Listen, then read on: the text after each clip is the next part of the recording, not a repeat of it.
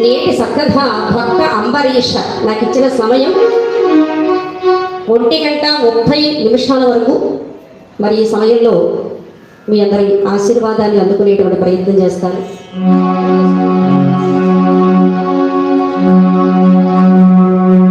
వాలుమిలి మీసకట్టు, చులపాల జుట్టు, నొసట కుంకుమ బొట్టు, మేరీ పసిడి కట్టు, విద్యలకు పట్టు, నడయాడు వేల్పు చెట్టు, హరికథా శిల్ప సామ్రాట్టు ఆది భట్టు అన్నారు. కృతయుగ కాలంలో నాభాగ మహారాజ గర్భ సుక్తి ముక్తాఫల నందనుడు, శ్రీహరి నామామృత పానవంత చిత్తుడు, శ్రీ విష్ణు ప్రియ భక్తుడు అంబరీషుడు అనేటువంటి చక్రవర్తి ప్రజారంజకంగా ప్రజలను కన్న బిడ్డల కంటే మిన్నగా చూస్తూ రాజ్య పరిపాలన కొనసాగిస్తున్నాడు. ప్రభువు అంటే ఎలా ఉండాలి? కూడు పెట్టేవాడై ఉండాలి, కానీ కూడబెట్టేవాడై ఉండకూడదు అన్నారు. యథా రాజా తథా ప్రజ. కొందరు పదవికి అలంకారం, కొందరికి పదవి అలంకారం. బ్రాహ్మణస్య తపోజ్ఞానం తపః క్షత్రస్య ప్రజారక్షణమని శాస్త్రం నొక్కి ఒక్కాడిస్తోంది. చదువుకునే విద్యార్థికి చదివే తపస్సు, అన్యచింతన ఉండరాదు. సద్బ్రాహ్మణోత్తములకు వేదాంగములలోని జ్ఞానాన్ని సంపాదించడమే తపస్సు కాగా, మాబోటి కళాకారులకు ఈ కళా సాధన, ఈ కళా ప్రదర్శన, ఈ కళా నివేదన, ఈ నీరాజనమే నిజమైనటువంటి తపస్సు కాగా, క్షత్రియులకు ప్రజారక్షణ ధర్మాన్ని విధిగా సక్రమంగా నిర్వర్తించడమే తపస్సుని మరుధర్మం ఉపయోగిస్తుంది. అలా ప్రజల యోగక్షేమాలు దృష్టిలో పెట్టుకుని ఉత్తమోత్తమైన పథకాలు ప్రవేశపెడుతూ ఆ పథకాల ఫలితాలు పూర్తిగా ప్రజలకు అందుతున్నాయా లేదా అని అవగతం చేసుకుంటూ చక్కగా రాజ్య పరిపాలన కొనసాగిస్తున్నాడు అంబరీషుడు.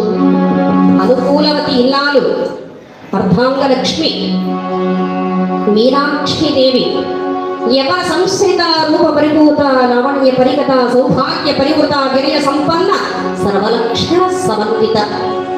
ఆనందంగా కాలం గడుస్తోంది. వారి ఆనందానికి ప్రతిరూపంగా ఒక మగబిడ్డ పుట్టాడు. పెరిగి పెద్దవాడైనాడు. అన్ని విద్యలలో ఉత్తీర్ణుడయ్యాడు. అందుకే సంతానం 3 రకాలండి.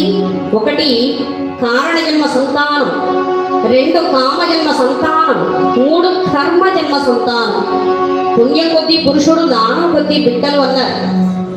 పొరివి పెట్టడానికి కొడుకు, కూడు పెట్టడానికి కూతురు అంటారు. అందుకే ఇది ఇలా ఉండగా ఒకనాడు సతీ సమేతుడైనటువంటి అంబరీషుడు దేవి విష్ణు ప్రీత్యర్థం, లోక కళ్యాణార్థం, విశ్వశాంతిని కోరుతూ ఏకాదశి వ్రతాన్ని ఆచరించాలి అన్నది నా అభిలాష, నా ఆకాంక్ష, నా జీవితాశయం. మన కుమారుడి రాజ్యభారాన్ని అప్పగించి అరణ్యానికి వెళ్ళి వానప్రస్థాశ్రమాన్ని స్వీకరించి చక్కని ఆశ్రమాన్ని నిర్మించుకుని మునుల సహవాసంతో సద్గ్రంథ శ్రవణానురక్తుడనై విష్ణు ప్రీతి వరకు ఏకాదశి, ద్వాదశి వ్రతాలను ఆచరిస్తాను అన్నాడు. ఆహా, ఎంత చల్లని మాట చెప్పారండి. ఇది ఎంతో ముదావహం, అభినందనీయం. దేవతలు కూడా హర్షిస్తారు. కానీ మరి నేను నీవిక్కడే ఉండు దేవి అన్నాడు. అయ్యో అయ్యో, నేనేం పాపం చేశానండి? ఆడదానికి భర్తే దైవం, సతికి పతియే దైవం అని సర్వశాస్త్రాలు ఘోషిస్తున్నాయి. మీరు లేకుండా నేను క్షణమైనా జీవించలేనండి. అశక్తురాలు. మీరు ఎక్కడ ఉంటే అది నాకు స్వర్గం, అదే నాకు వైకుంఠం. మీరు లేని అంతఃపురం నాకు అరణ్యం అండి. ఒక్క క్షణం కూడా జీవించలేను స్వామి, నన్ను మీ వెంట తీసుకుపోండి అని ప్రాధేయపడి ఆ పాదాలు పూల తీగలు అల్లుకుని కన్నీళ్లతో కాళ్ళు కడుగుతోందండి. మహదానందపడ్డాడు ఆయన. ఎందుకంటే అనుకూలవతి ఇల్లాలుగా లభిస్తే ఆ ఇల్లు స్వర్గసీమ, లేదంటే నరకప్రాయం అవుతుంది జీవితం. భార్య సమేతుడై ప్రయాణం చెయ్యడానికి సంసిద్ధుడై కుమారుడికి పట్టాభిషేకం జరిపించి అనేక బాధ్యతలు అప్పగించి కొన్ని ధర్మాలు ఉపదేశించి, నాయన మన పూర్వీకుల యశశ్చంద్రికలు మరింత విశ్వవ్యాప్తం చేస్తూ రాజ్య పరిపాలన కొనసాగించు నాయన అని ధర్మాన్ని తెలియచేసి, అనంతరమున ఒక శుభముహూర్తాన అరణ్యానికి చేరుకొని ఒక చక్కని పుణ్యాశ్రమాన్ని నిర్మించుకొని స్థాన బలం కావాలి కదండి. అన్యచింతన లేకుండా ఒక పుణ్యకాల ఘట్టంలో ఏకాదశి వ్రతానికి నాంది పలికారు ఆ పురాణ పుణ్య దంపతులు. గరుడ గమన తవ చరణ కమల విగమన శిరసనుమని, గరుడ గమన తవ చరణ కమల విగమన శిరసనుమని, మనసిల సతుమని మమ తాపమ గురుదేవ మమ పాపమ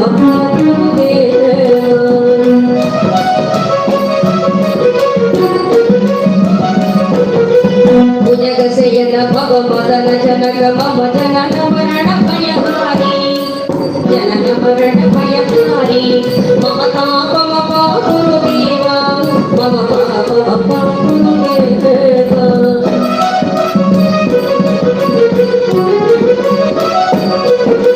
జల జలయన విధిన ముచిహరణ ముఖ విముఖ విముఖ పద పద్మ, విముఖ విముఖ పద పద్మ మమ తాపమ గురుదేవ మమ పాపమ గురుదేవ.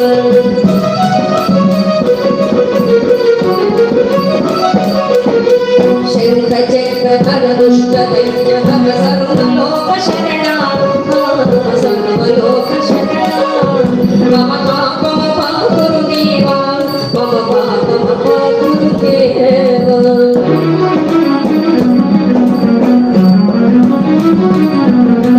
అగణిత గుణగణ అశరణ శరణద విగణిత సురని భుజాల, విగణిత సురని భుజాల మమ పాపమ గురుదేవ మమ పాపమ గురుదేవ.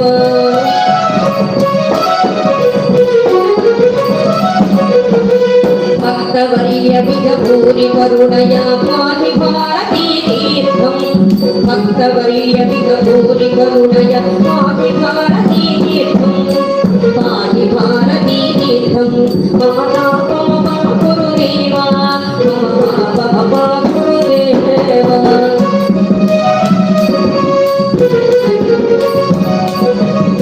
గరుడ గమన తవ చరణ కమల విగమన శిల సతుమనిత్యం, మనసిల సతుమనిత్యం.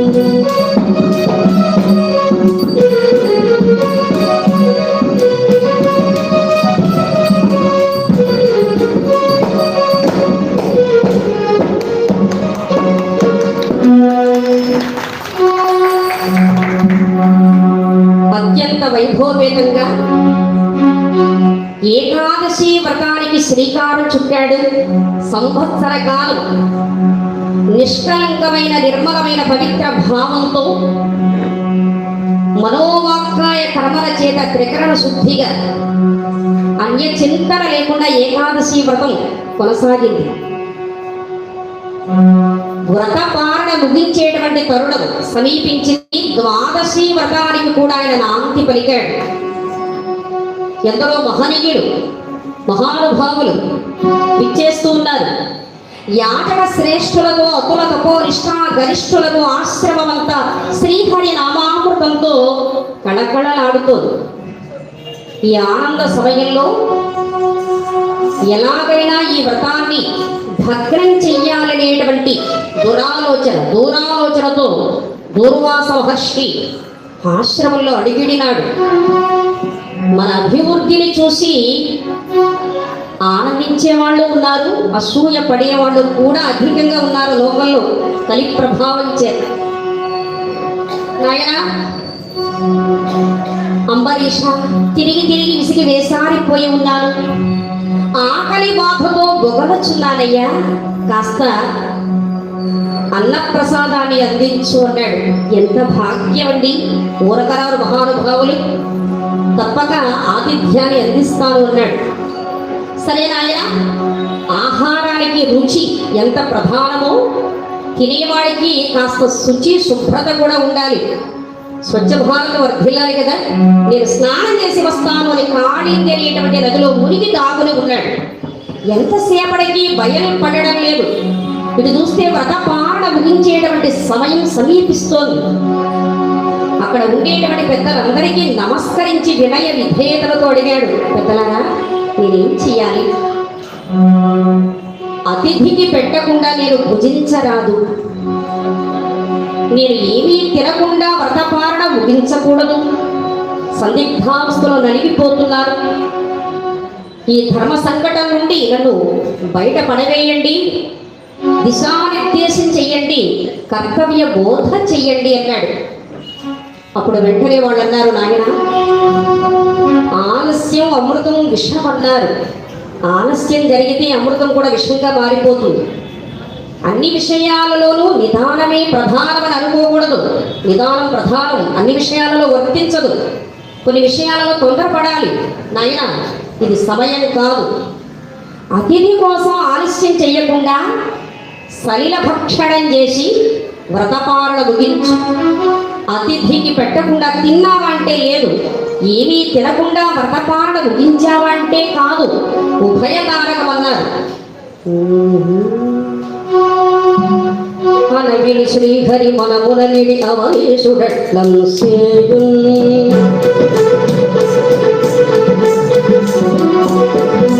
అనగిలి శ్రీహరి మనముననిడి అవయేషుడట్లం సేయున్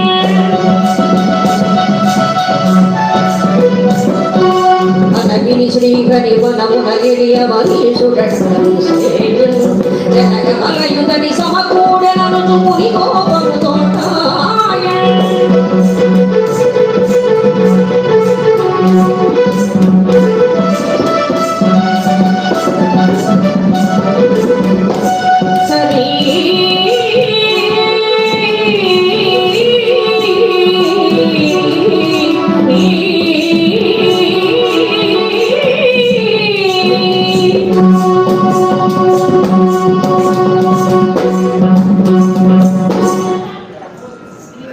పెద్దల మాటలు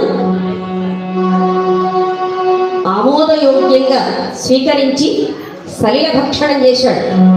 ఇది గ్రహించినటువంటి ఆ కాళింది నదిలో మునిగి దాగుని ఉన్నటువంటి దూర్వాసుడు బయల్పడి కోపోద్దివిన మానసుడై ఆగ్రహపూరితుడై రగిలిపోతూ,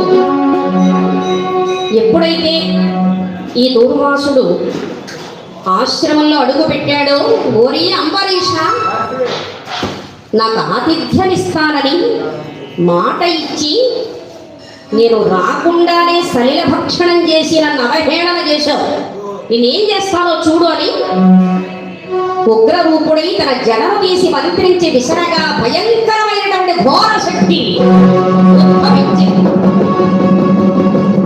ఎలా ఉన్నది ఆ శక్తి రూపం? వికారమైనటువంటి విశాలమైనటువంటి స్వరూపం. అభ్రంలిహాదభ్ర విభ్రమాభ్రమ కృంగీల దీర్ఘ శరీరమన అభ్రంలిహాదభ్ర విభ్రమాభ్రమ కృంగీల దీర్ఘ శరీరమన ప్రణయ కాలాల ప్రభను చక్రీకృతే క్షణముల రౌద్రమక్షయముగాగా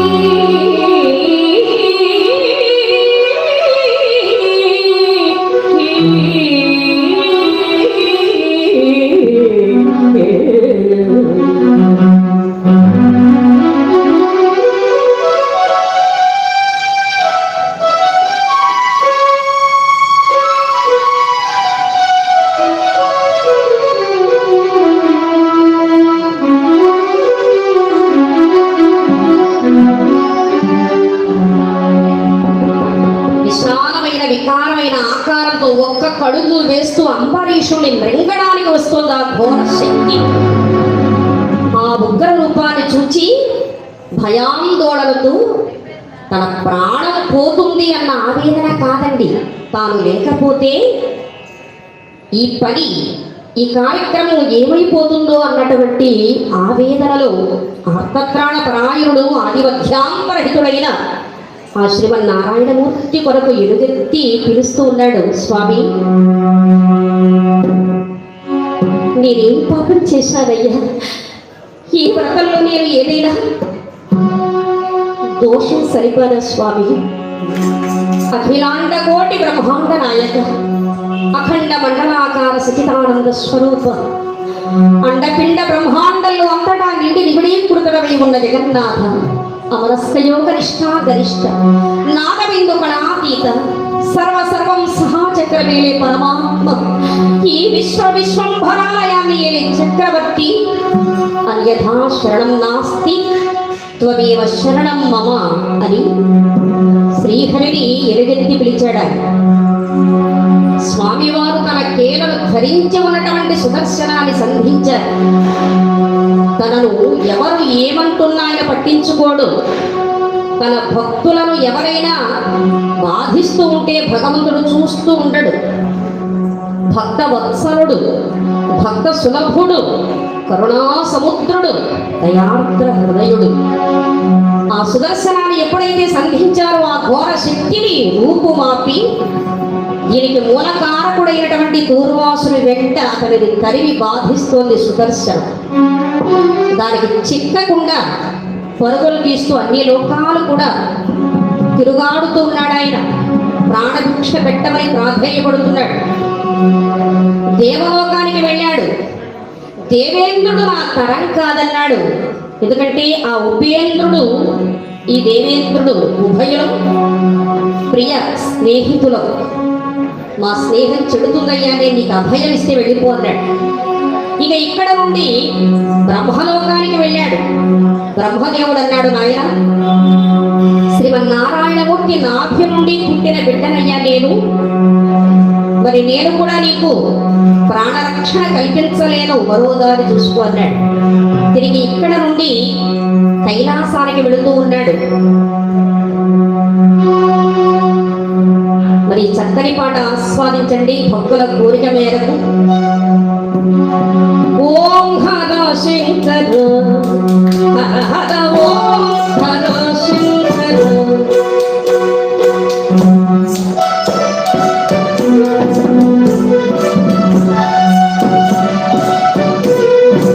ఓం హర శంకర హర హర ఓం హర శంకర వందనం దిగంబర వందినాపురంధర వందనం దిగంబర వందినాపురంధర ఇందుధర దురంధర హిమాచలాగ్రవర్తిన హర శంకర.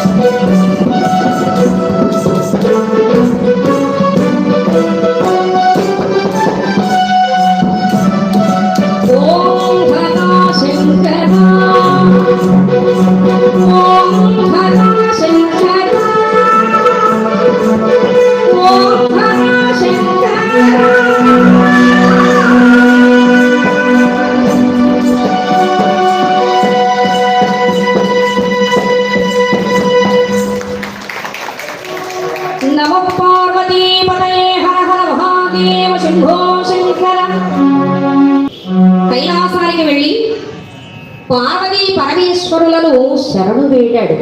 అందరి ఆరాధ్య దంపతులు, ఆది దంపతులు, ఆదర్శ దంపతులు పార్వతీ పరమేశ్వరులు. పెళ్లి కాని యువకుడు పెళ్ళైన పెద్ద ఆయన్ని అడిగాడు, ఏమండి పెళ్లి కాని వాడికి పెళ్ళైన వాడికి తేడా ఏమిటి అని. బాబు, అసలే ఆయన భార్య బాధితుల సంఘానికి అధ్యక్షుడు, భార్య మహా గెయ్యాళి. ఆయన అనుభవపూర్వకంగా చెబుతున్నాడు, ఇది అందరికీ వర్తించదు. నాయన పెళ్లి కాని వాడికి గెయ్యాడి భార్య వచ్చిన వాడికి తేడా ఏమిటి అంటే, పెళ్లి కానివాడు ఒక శీతాకాలం మాత్రమే ఉడుకుతాడు, అటువంటి భార్య వచ్చిన భర్త అన్ని కాలాల్లోనూ ఉడుకుతూ ఉంటాడు అన్నాడు. మరి ఇది అందరికీ వర్తించదండి. అనుకూలమని ఇన్నాళ్ళుగా లభిస్తే ఆ ఇల్లు ఇందాక చెప్పుకున్నా కదా స్వర్గమని. హర హర మహాదేవ శంభో శంకర. మహాదేవ పాహిమాం పాహి, రక్షమాం రక్ష అని మహాదేవుడి ప్రార్థన చేశాడు. వెంటనే శంకరుడు అప్పటికే విషయమంతా కూడా గ్రహించి యముని వల్ల, నాయన సత్సంగత్వే నిస్సంగత్వం, నిస్సంగత్వే నిర్మోహత్వం, నిర్మోహత్వే నిశ్చలతత్వం, నిశ్చలతత్వే జీవన్ముక్తి అన్నారు. తన కోసం తాను జీవించేవాడు మనిషి, ఇతరుల కోసమే జీవించేవాడు మహర్షి. నీవు చేయదగిన పని ఇదేనా? అంబరీషుని బాధించి నీ మరణాన్ని కొని తెచ్చుకున్నావు, నిన్నెవరూ బాగు చెయ్యలేరు, వెళ్ళిపో అన్నాడు. అలా కాదు పరమశివ, నీవే నన్ను కాపాడాలి అన్నాడు. సరే, నీవలే నేను కూడా కన్ను విన్ను గానక ఒకనాడు శ్రీహరి పట్ల ఎంత అమర్యాదగా నడుచుకున్నానో ఆ కథ చెబుతాను వినవయ్యా అన్నాడు. తన తపశ్శక్తిని ధారపోసి ఆ సుదర్శనానికి చిక్కకుండా తొందరగా కైలాసం చేరాడు ఈ దూర్వాసుడు. శంకరుడు తన అనుభవాన్ని అతనితో పంచుకుంటున్నాడు. ఒకానొక సమయంలో శ్రీహరి కైలాసానికి చేరాడు. మహాదేవుడు చూస్తూ ఉన్నాడు. మాట్లాడుకుంటున్నారు, అది పోట్లాటగా మారింది. ఏమయ్యా నారాయణ వేద పారాయణ, అలనాడు ఆడుదానిగా వేషం కట్టి దేవతలకు అమృతం పంచి రాక్షసులకు అన్యాయం చేశావు. నేడు నీ ప్రజ్ఞ చూపించి నన్ను భ్రమింపజేయగలవాడి వారి వీస కొంచెం వెలివేశాడు ఈశ్వరుడు. ఓహో, కాబట్టి ఇలా మాట్లాడుతున్నావు, నాకు అవకాశం వస్తుంది, అప్పుడు నా ప్రజ్ఞ, నా ప్రాభవం, నా పాఠవం ప్రకటించుకుంటాను, ఇప్పటికి సెలవు అని చెప్పి వెనుదిరిగి వెళ్ళిపోయాడు నారాయణుడు. ఈ విషయాన్ని అందరూ కూడా మర్చిపోయారు. ప్రతి సమస్యకు కాలమే సమాధానమిస్తుంది, కాలమే సమాధానపరుస్తుంది. ఒకనాడు ఉద్యానవన విహారం చేస్తూ ఉన్నాడు శంకరుడు. ఆ సమయంలో చంద్రకాంత శిలా వేదికపై అందాల సుందరిల, అపరంజి బొమ్మల, ముద్దు బొమ్మల, ముసి ముసి నవ్వులతో తన్మయత్వంతో ఒక రమణీలనామ కమ్మగ పాడుతూ వీణవాడిస్తోంది. దగ్గరగా వచ్చాడు సుందరి. ఎవరి దానము నేను చూస్తూ ఉంటే నా మనసు ఉప్పొంగిపోతోంది, నిన్ను నా రాణిగా చేసుకుంటాను, నన్నేలుకో, నా ప్రేమను అంగీకరించు అన్నాడు. కామాతురాణం నా భయం నా లజ్జ అన్నారు. అన్ని లోకాలు తిప్పి తిప్పి తిన్నగా కైలాసానికి తీసుకువెళ్ళింది. ఓ సోదరి పార్వతి, చూడు ఎంతవాడు ఎట్లా భ్రమించి నా వెనుక వస్తున్నాడు అని వయ్యారాలు వలకబోస్తూ నిలబడింది ఆ జగన్మోహిని. తాను ఎక్కడ ఉన్నది, తాను ఏం చేస్తున్నది, తనను ఎవరు చూస్తున్నది కూడా మైమరిచినటువంటి మహేశ్వరుడు అమాంతం ఆర్తిగా ఆవిడ గాఢాలింగనం చేసుకున్నాడు. జగన్మోహిని స్థానంలో జగన్మోహనాకారుడైన శ్రీమన్నారాయణమూర్తి ప్రత్యక్షమయ్యాడు. తన అపచారాన్ని మన్నించమని శంకరుడు క్షమాభిక్ష కోరాడు. నాయన, ఆ విధంగా నాకు గర్భభంగం జరిగింది. శివస్య హృదయం విష్ణువు, విష్ణుస్య హృదయం శివ. శివభక్తుడు విష్ణువు, విష్ణుభక్తుడు శివుడు. కొంతమంది ఏమంటారు అంటే, ఇలా అడ్డంగా బొట్టు పెడితే శివభక్తుడని, నిలువు నామం పెడితే విష్ణు భక్తుడని అంటున్నాం. కానీ విశ్వకవి వేమన, ప్రజాకవి వేమన కలియుగం ప్రథమ పాదంలోనే నొక్కి వక్కాణించాడు. ఇటు పెట్టడం కాదు అన్నాడు ఆయన. ఇటు పెట్టినా ఇటు పెట్టకయున్న ఇహపరము లేదయా ఇలలో వేమన. ఇటు పెట్టడంలోనే జన్మ సార్థకత. ఎంత పరమ భక్తుడైనా కూడా కాస్తంత దయాగుణం, దానగుణం లేని భక్తి నిరర్థకం. అందుకే మన పాదాలు ఆలయ స్తంభాలు, మన వెన్నెముక ధ్వజస్తంభం, మన శిరస్సు ఆలయ శిఖరం, మన గుండె చప్పుడు ఘంటానాదం. ఈ ఆత్మ పరమాత్మ నిలయం, ఈ దేహం పవిత్ర దేవాలయం, ఈ జీవుడు సాక్షాత్తు దేవుడు.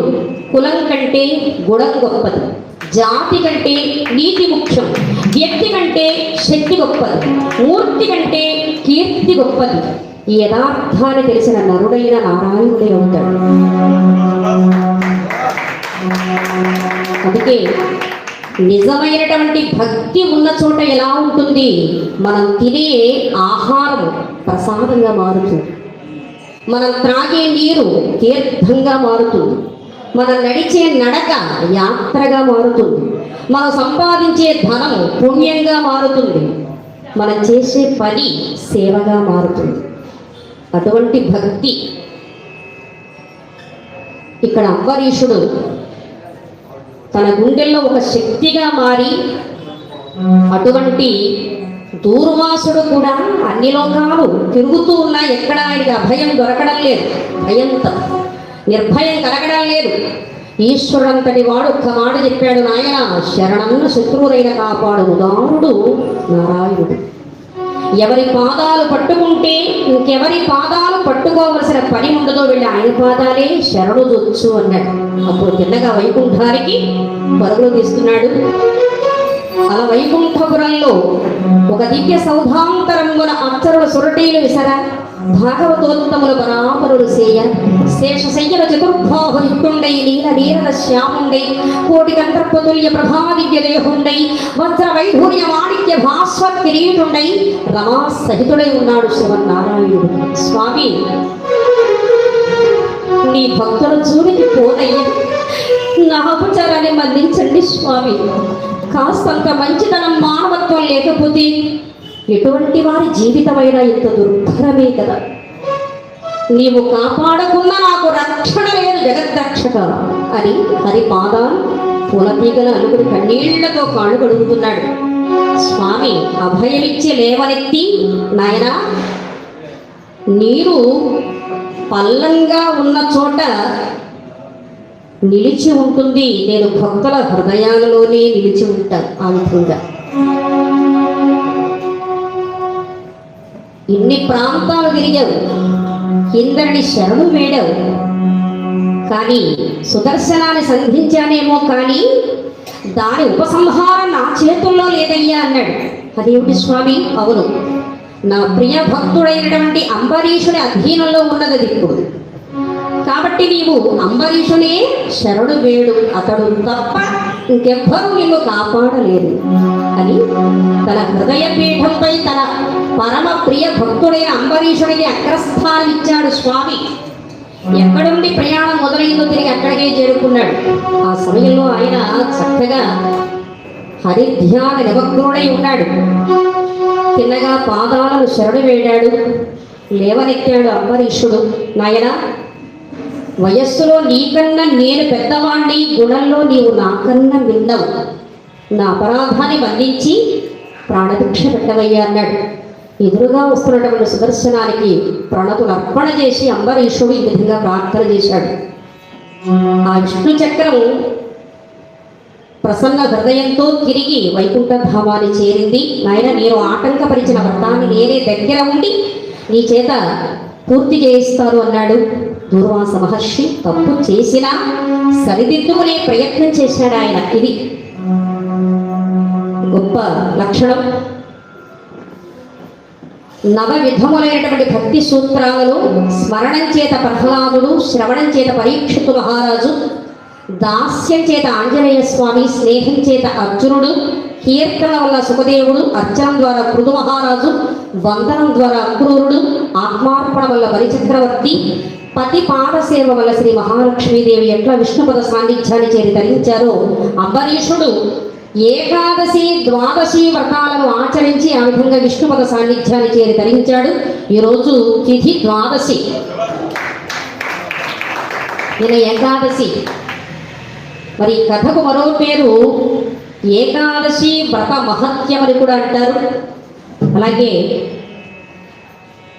ఈ కథ విన్నటువంటి వారికి ఏకాదశి వ్రతాన్ని ఆచరించినటువంటి సత్ఫలం దక్కుతుందని శ్రీవారు స్వయంగా మంగళశాసనం చేశారు.